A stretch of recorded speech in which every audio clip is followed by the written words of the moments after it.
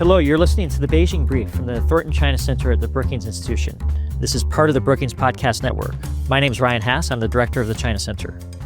And I'm Jon Czin, a fellow in the China Center, and this is our first episode of a new podcast. We're talking to our colleagues about the U.S. China relationship on the heels of President Trump's postponed visit to Beijing. And hi, I'm Pattie Kim. I'm a fellow with the China Center, where I work on Chinese foreign policy, U.S. China relations, and the politics and security of East Asia. And I'm Kyle Chan, also a fellow with the China Center. I focus on China's technology and industrial policy, from AI and robotics to biotech and manufacturing.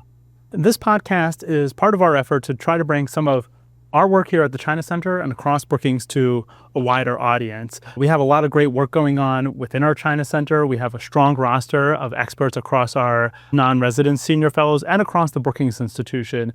And we recognize, as much as it may pain us sometimes, not everybody has the time to read all our finely crafted prose, but you do have time, we hope, to listen to us and dial into a conversation that really goes beyond the headlines to understand some of the deeper issues that are in play, both in the U.S.-China relationship and within China.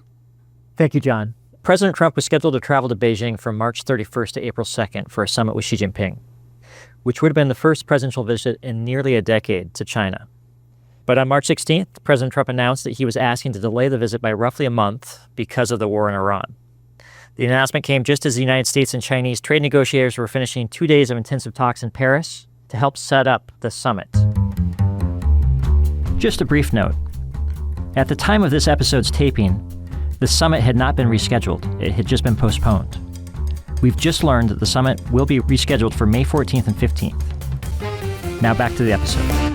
And so to get us into this conversation, I'd like to ask the team to situate what is happening in the United States-China relationship today, and where is the relationship heading? Pattie, at the most basic level, in your view, why did President Trump decide to delay his meeting with President Xi? Well, Ryan, in the president's own words, he said that because of the ongoing war in Iran, he felt the need to stay in Washington rather than travel to Beijing. And what's notable is that in an interview with the Financial Times, which first broke the news of a potential delay, it seemed like Trump was tying his trip to Beijing to a commitment by China to help out in the Strait of Hormuz, to help stabilize the Strait of Hormuz. And he specifically said that he'd like to know whether the Chinese would step up, and he implied that they should because they get a majority of their oil from the straits. Now, since those initial comments, the administration has really gone out of the way to walk back those comments. So we heard from Scott Bessent in Paris and others who emphasized that the postponement was purely due to logistics. It was not a pressure tactic on Beijing. And at the same time, we've heard U.S. officials emphasize that the trade talks went really well, that they were constructive, that the bilateral relationship is still on track. And interestingly, the Chinese response has been pretty measured, too. I mean, they've also repeated those words that the bilateral relationship is progressing, that leader-to-leader engagement is important, and that they are in communication about whenever the summit is rescheduled for. So I think the takeaway here is that Washington and Beijing are both signaling that the postponed summit shouldn't be read as a major setback to the bilateral relationship, and that it's really about logistics. Do you all buy that explanation? I mean, I think there's, of course, some validity to that with the war going on in the background, right? That makes sense that you would want to postpone. I've heard some people say that Beijing wasn't necessarily interested in hosting President Trump too, while a major conflict is underway, and that could be potentially awkward. That's not my sense, though, from what I've seen in Chinese sources, right? It seems like that if the trip were going to go ahead, they would have been happy to welcome him. My sense is probably big picture, this will end up being a blip for the bilateral relationship. But I think for the moment, I would be surprised if behind closed doors, people in Beijing who were involved in orchestrating this visit were not frustrated. And there was plenty of reporting already that they were frustrated by the lack of detailed staff preparations going into this. And so I suspect that that's probably bubbling just below the surface. And I think there's also an open question, too, if this is just about logistics. Where are we going to be in the Iran war? This is a huge separate question. 5-6 weeks from now, as the president said, or do we really think that operations are going to be wrapped up and this will have a bow on it? That seems unlikely as a non-Middle East expert at this point. Ryan, what are your thoughts, having been involved in so many of these kind of engagements before? Well, I think that you and Pattie have covered it well. The only thing that I would add to it is that I've heard that the Chinese were deeply frustrated to learn through the media of President Trump's plans to change the timing of his trip, which is very unorthodox and sort of reflects the manner by which the president relates to and approaches President Xi in China. Kyle, did you have thoughts you wanted to add? Overall, it's very interesting to see that both Washington and Beijing are pulled to each other kind of like magnets right now. They both have strong reasons to want this summit to happen. I think from the U.S. side, President Trump wants a stable relationship with China, wants to be seen as making progress, especially on the trade front, and most importantly, doesn't want any issues related to China to derail his many other activities, foreign and domestic. On the Chinese side, I think they would also be keen to signal to the world, to their own domestic audiences, that the two, in their view, world superpowers are nearly at the same level and are at least enjoying a moment of stability in the near term. That's really interesting to hear you say that, because whenever this meeting does happen, it really puts Beijing in the position of being a relative bright spot in Trump's foreign policy, right? He's got a lot of metaphorical and actual fires to put out right now, and Beijing doesn't seem like it's one of them at the moment, right? So there are some ways in which, I think this really ends up playing to Beijing's advantage. And I think we were having this conversation beforehand too. I mean, as frustrated as Beijing might be, I wonder if one of the other advantages that they get is that they do seem like they are playing for time and pushing this visit off. While they may be annoyed about it right now, it does kind of further build in that backstopping, right? I think give the administration real pause to advance any kind of competitive measures over the next 5 or 6 weeks or whatever the timelines end up being in the run-up to this meeting whenever it happens. John, to put just a finer point on it, if we were doing this podcast as a drinking game, I think stability would be the word that would require a shot of everyone. And I think by the end of the podcast, people would be pretty tipsy, which is quite a contrast from where we were a year ago or 2 years ago at this time, where competition would have been the watchword or the big word in the word bubble. Yeah. It's really interesting you say that too, because I've always had this view that stability is kind of a vacuous term, right? Especially in the context of the U.S. China relationship. It's not really a stable relationship. I think, as we all know and we all appreciate in our day-to-day work, it's one of the most dynamic relationships in the world. There's a lot going on. It's very multifaceted. And so when you're talking about stability, it always seems very fragile or precarious. There's just a lack of an obvious crisis or irritant in the moment. And I actually think that very much applies right now in this moment. And I've seen some Chinese commentators use this phrase, right, that it's a large building on a flimsy edifice. It's something along those lines. I'm butchering the translation. But have you guys seen this as well? Yeah. Big building on a weak foundation. Yes. Thank you. So I want to ask you, Jon and Kyle, going back to sort of how Beijing is reading this moment. Clearly, Jon, as you mentioned, even after the war broke out, Beijing was not going to cancel this summit. They realized that in order to manage the U.S. China relationship, you really need to keep Trump happy. And he was talking about this trip for months, and he still is. And so they weren't going to pull it. But having said that, they did have reservations about giving Trump sort of the grand reception that he was probably looking for at a moment when the United States is at war with one of China's strategic partners, and in a war that the Chinese have opposed. And second, even before the military strikes, there were a lot of concerns that not enough working level engagement had happened to really set up the logistics or to set up concrete deliverables for this summit. And so I'm just curious to hear from you both, maybe starting with you, Kyle, on sort of how you think Beijing is reading the postponement or the broader situation. Do they see this as a setback, maybe an American power play, or do they see this as a relief for something else? I think it's probably a mix of relief and anxiety.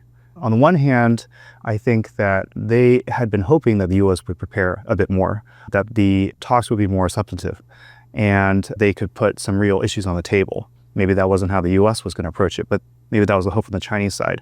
So to see the timing get pushed back a bit maybe would offer the U.S. some extra time to get ready for these discussions. At the same time, though, there is maybe a tinge of anxiety here, where the question is, it got pushed back once. Can it get pushed back again? How much further can this slide? And will an issue like the Iran war end up overtaking and kind of pushing out what China sees as its key priority, which is the U.S. China relationship? It's interesting. I have a slightly different take on it. I think it depends on what you think Beijing wants from these engagements. And my theory of this has been for a while is that they mostly want time. Right? There may be other things that they want, or they try to get maybe additional U.S. investment, a rollback of some of our competitive measures, but I think mostly they're playing from time. And I feel like my theory of this has been that Beijing already thinks that it has a lot of leverage over Washington after last year and what they did with the rare earths, and they think that that leverage is actually going to increase as we approach the midterm elections. And I think we've all heard this even before the current spike in oil prices. There was also kind of a mirror image of many assessments of China's economy in the U.S.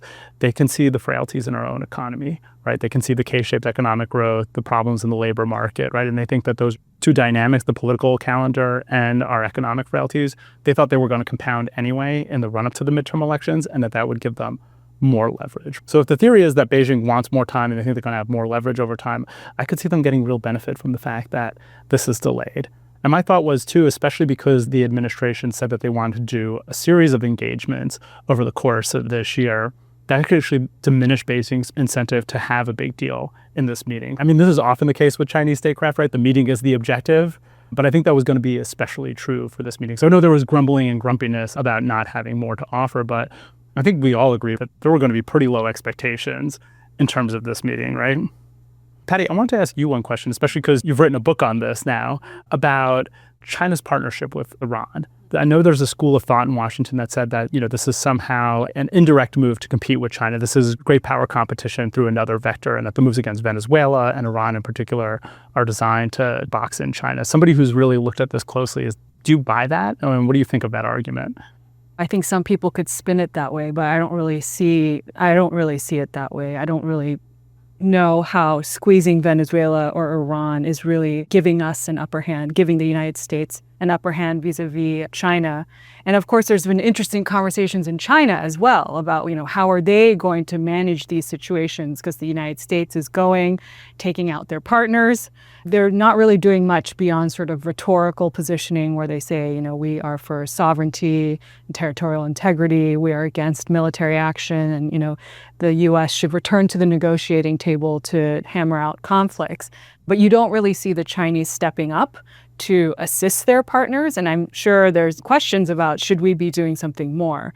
But the Chinese way of operating for decades has been, let's just have very flexible strategic partnerships. We're not going to be offering security guarantees or nuclear umbrellas or anything like that. When we're working with partners, we can dial down or dial up the relationship as needed. And so I think for them, it's probably an interesting moment. And it'll be interesting to see when Trump goes to Beijing, how Xi will talk about these conflicts and whether he'll be asking the U.S. to pay attention to Chinese interests or what conversations might come out on those topics. And when the two leaders meet to discuss these issues, it will be a rather fresh conversation because thus far in the preparation for the president's trip, the only channel that has been activated has been the economic channel. The absence of a strategic dialogue on a sustained basis while the rest of the world is literally blowing up has been a somewhat extraordinary event, which leads me to ask all three of you, do you find, from China's perspective, the situation in Iran right now, is it net positive, net negative, or neutral for Chinese interest? So I can point out a couple positives and negatives from the Chinese point of view. Some positives are that it distracts the U.S. away from the Indo-Pacific and away from China. It focuses the U.S. back again on the Middle East. Another potential positive for China is also that, remember, their rare earths card was and still is their most powerful piece of leverage. And right now, the U.S. defense industrial base is starting to deplete munitions that rely on these rare earth inputs. So that is something where, in a sense, the U.S. is now kind of strengthening that card that China has.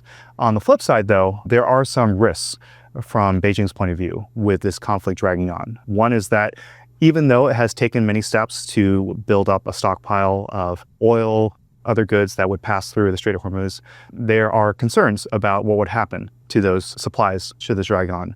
And then more broadly, there could be knock-on consequences in terms of disruptions in global trade and the global economy, which China depends on quite a lot. I completely agree. I think there are definitely risks for China, but I think the war essentially puts the United States on weaker footing vis-a-vis China. I mean, right now, Washington is looking really strategically distracted, internally strained. The Trump administration has launched a war of choice against Iran with very unclear objectives and unclear end games. The U.S. is looking isolated. All of our allies have basically said, no, we're not going to help out in the Strait of Hormuz. At the same time, as you mentioned, the oil markets are under pressure. Gas prices are rising. There's risks to the broader global economy. Domestically, the war is extremely unpopular. And Trump's polling is weak with the midterm elections coming. And so this doesn't put the U.S. in a strong negotiating position vis-a-vis Beijing. And I think this gives them leverage because they understand that President Trump, when he goes to China, will need some wins. He'll want the trip to yield big numbers, whether it's on Chinese purchase agreements, on agricultural goods or Boeing planes, U.S. chips or what have you. And so the question is, what is Beijing going to ask for in return? If you look back in history, really, Chinese leaders tend to press the hardest when they sense an advantage. So if you look back to the 1970s, when Beijing engaged with the Nixon administration, they saw an administration that had campaigned on sort of winding down the conflict in Vietnam, and it was looking for an exit. The administration saw engagement with Beijing as a strategic card to press the Vietnamese. And so the Chinese realized, hey, we have some leverage here. And it was at this point that they tried to push the United States to basically recognize their position on Taiwan. They didn't achieve all of their objectives, but they were able to push the United States in that direction so that within that decade, the U.S. had recognized Beijing as the official government of China, and we had abrogated our official ties with Taiwan and wound down the defense relationship that we have. And so you can imagine this is the sort of opportunity that Beijing may see on the table. Now, I don't know if this is necessarily what the Chinese are going to be pushing for exactly in April or May, whenever the summit happens, but they're going to certainly be laying the groundwork for this. And some of the clues we've heard is that the Chinese want the United States to embrace principles that Xi Jinping has long championed for the bilateral relationship. So these are win-win cooperation, peaceful coexistence, and mutual respect. And of course, baked into these principles, at least from the Chinese perspective, is that the U.S. recognize China's core interests, especially when it comes to Taiwan. And so they're going to want to lay the groundwork so that in future summits, in future engagements with Trump or other presidents, they could say, hey, you endorse these principles, and so now you need to live up to it and respect our claims on Taiwan. So that's something to be watching for, I think. That's why I think getting drawn into a negotiation over principles is a trap that the United States has to avoid. What do you think about Pattie's point on the Taiwan issue? I get asked this question a lot, right? Is Taiwan going to be on the menu if they're not at the table in the summit? And is there going to be some kind of grand bargain, or is there going to be a push for a rhetorical change in U.S. policy? Ryan, I know this is something you've thought a lot about in particular. Well, at a minimum, I expect that President Xi will make a great effort to impress upon President Trump how sensitive of an issue this is and where his concerns lie as it relates to Taiwan. When the two leaders meet, when they meet in the United States sort of controls the atmosphere, the environment, and to a certain extent, the agenda. When they meet on the margins of multilateral events like the G20 or APEC, it's usually a fairly quick meeting with consecutive interpretation. Each side can only get through a few issues at a time. When they meet in China, China controls the environment, and that's when you get the full extended version of explanation of China's concerns and interests as it relates to Taiwan. And so I expect that at a minimum, President Xi will go through in intricate detail what he wants to see and not see as it comes to Taiwan. The question that is unresolved is whether President Xi will push aggressively for President Trump to say that he opposes Taiwan independence as opposed to does not support Taiwan independence, which would align more closely with China's preferences and goals, or whether China pushes for President Trump to say that he supports eventual peaceful unification of the Taiwan Strait, which again would align more closely with China's goals and preferences. The countervailing force on this is that President Trump changes his mind very often. His words are very fluid, and the Chinese recognize this. And so it would have, I think, less currency coming from President Trump than it would a more traditional president. And it also could invite a certain degree of backlash, making Taiwan a more prominent issue in the run-up to midterm elections in the United States and eventually presidential elections in 2028. And so the Chinese will have to sort of weigh that against their long-held desire to get a U.S. president on Chinese soil to parrot their preferences as it relates to Taiwan. Yeah, I think it's a very fair point. I mean, that distinction between opposing Taiwan independence and not supporting it, I mean, it's pretty subtle stuff for most people, right? And you can imagine how it would be hard to explain that to your average principal or just about anybody. Like, what is the real difference and what's really at stake here? I think we appreciate, right, that this would have a broader, significant and a broader impact across the region if there were a shift in U.S. rhetorical policy. But I think for most people, it seems like pretty abstract. Yeah, I don't envy the person who has to explain to President Trump why he can't say that he opposes as opposed to does not support Taiwan independence. But in the most basic terms, I think why it matters so much is that does not support is a principled position. Oppose implies an active effort to challenge something. And does the United States want to put itself in an oppositional position to a potential outcome for Taiwan in the future? And one thing I would just note is that, the region is going to be watching this very closely. Is there a change in U.S. declaratory policy or even off-the-cuff remarks by President Trump?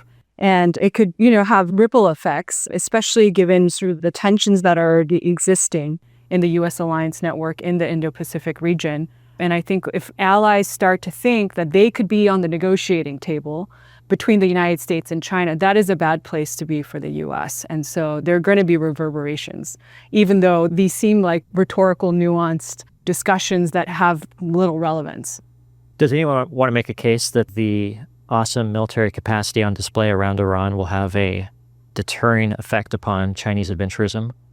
So my theory about it is that in some ways they are deterred, right? This is part of why they have not made a move on Taiwan. But in terms of building up their own military capacity, I think they seem very focused on it. And the purges in the PLA, which is something I've been following very closely, they'll get a lot of questions about this. I think from my view, I think this shows how serious she is about getting the PLA oriented and prepared for this mission. The fact that he's willing to get rid of people that have ties to his father, people like Zhang Youxia, the PLA's top officer. I think it shows that he's willing to make deep incisions into his own political network to make sure they get this right, and that he is actually very focused on this. I actually worry about this, that, as remarkable operationally and tactically as the U.S. operations have been this year, both in Venezuela and in the early phases of the operations in Iran, that it's actually going to have an invigorating effect on the PLA over the longer term, right? Like, they've already gone back to the gym and gotten pretty bulked up. And I think this has given them some new interesting exercises to contemplate. And it's kind of analogous to what happened to the PLA after the first Persian Gulf War. They saw what the U.S. was able to do with precision-guided munitions, and I think that really fed into a lot of their thinking about how to build out this already quite dramatic military modernization program. So I worry that, again, this goes back to the conversation we were having before. There's this school of thought that this is going to get inside Beijing's head. And I think the question is, well, yes, it's going to get inside their head, but what is the outcome going to be? And I could see it being one that leaves the U.S. in a weaker position over the medium to longer term rather than a stronger one. Especially because, yes, they're seeing the upsides, but as you were saying, Kyle, there's also the depletion of our munitions, right? Like, we're actively moving forces out of the Indo-Pacific theater, right? So there are potentially medium to long-term upsides for them and even short-term upsides for them. Yeah, and I would also just add the sort of reaction on the military side might mirror that of China's reaction on the economic and technology side, where feeling exposed to, say, U.S. export controls and sanctions has really spurred China's own efforts to shore up its vulnerabilities, to zero in on some of the areas where it feels that it needs to patch up its weaknesses and double down on this industrial policy to become more resilient to U.S. pressure and to become a more powerful actor on the global stage. So I think one of the really interesting things that's going on in this moment is that both sides see this as a tactical reprieve, maybe a strategic one, right? They recognize that they need to shore up their vulnerabilities, both the Chinese side and the U.S. side, after what happened with China's export controls on rare earths last year. And I think one of the interesting things that I've noticed is that both sides seem to really think that time is on their side. You see that reflected in Beijing's rollout of the 5-year plan just a couple of weeks ago, that they think time is on their side and this next 5-year period is going to be really crucial for them. But I think there's a little bit of that in the zeitgeist in Washington here too, especially in the administration, that time is on our side. We understand that we have this vulnerability and we just need to play it out. I think this raises then the really interesting analytic question of, okay, objectively, who has time on their side? Kyle, somebody who follows a lot of these issues closely, what's your thought on that? Yeah, so from the Chinese side, they've not only identified their areas of weaknesses and have long known about them, but they are moving very fast to try to make progress in areas like semiconductors, aircraft engines, a lot of the key inputs that go into the broader semiconductor industry. China's trying to do what I don't think any other country has done before, which is to build a fully domestic semiconductor industry, including all the equipment that goes into it. This is very difficult. It takes years, maybe even decades, but I think China is playing the long game here when it comes to technology, when it comes to building up its industrial strength over time. And you can ask the question about who will get there faster. Will we fix our rare earths vulnerabilities faster? And to some extent, we can harness certain advantages that we have that China just doesn't have. Most notably, working with our allies and working with a broader network of countries who also share many of the same concerns and worries. But then it does come down to the political question, that of political will. Can the U.S. stay focused in the way that China has on our issues and trying to make progress on something like rare earths? Or is this something where we're going to go back and forth and not really address the problem and it will still be hanging over our heads? Yeah, it's important to note that's kind of been the default setting, right? Like we've known about this vulnerability for now 16 years, yes, right? Since they did this to the Japanese in 2010. And I'm very struck by a piece the New York Times did on this a few months ago, where they said after 15 years of diligently focusing on this, the Japanese were able to reduce their dependency, I think, from 90% to 70%. And so Beijing has the advantage, from my perspective, of time. And the other thing that's on my mind, too, is that, when you look at the Japanese system, and especially the Chinese system, they are built to conduct industrial policy.